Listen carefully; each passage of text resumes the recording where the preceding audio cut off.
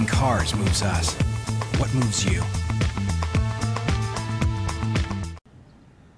Guam Memorial Hospital's new CFO painted a graphic picture of the depressing state of the public hospital's billing system today. We're paying $40,000 a month from the beginning of 2011 for 3 software systems: revenue cycle, clinical, and integrated financial. And we haven't converted one system yet. $40,000 a month. Over $900,000 has been paid to NTT, and we don't have any of those systems operational. Ulrich has been sifting through the state of GMH's financial affairs since his arrival last December. I've said to NTT, why am I paying you for something that I haven't installed? I've installed it, but I'm not using. I mean, that's the problem that we have. Right now, NTT does not have that interface. So if we proceed with NTT, we're going to have to talk about a fix to either manually go in and do this and fix this interface again, or to me it makes no sense putting a paper system in place to compensate for the gaps. GMH Administrator Joseph Verga says they're talking to another software provider now.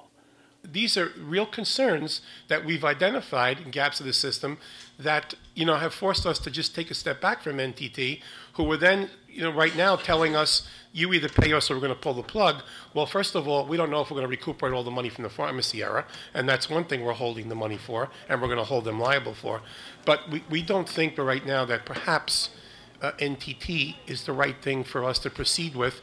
We are talking to another system where we do have the capability at this time. The practical billing issues, of course, delay collection efforts, which keep GMH in what seems like a perpetual financial hole on which GMH must pay interest.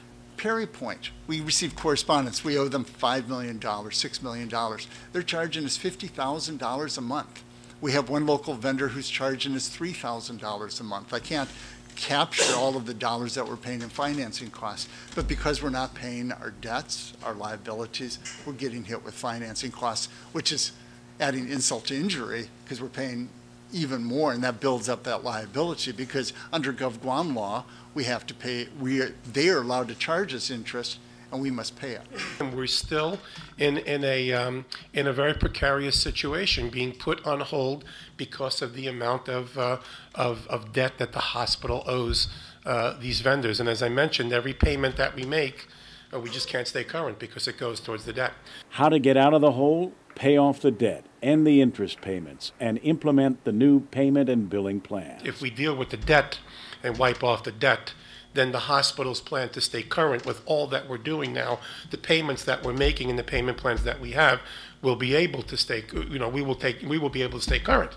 Again, it will take time based on billing, these billing complexities, et cetera, to realize, actual a significant amount of revenue dollars. But we're also implementing collections efforts to go after the money owed to us, both on self-pay, and recently Gov Guam issued tax refunds, which we should be getting tax garnishments. So these should all, realize, and we should all realize an enhanced revenue stream. Kevin Kerrigan, PNC News.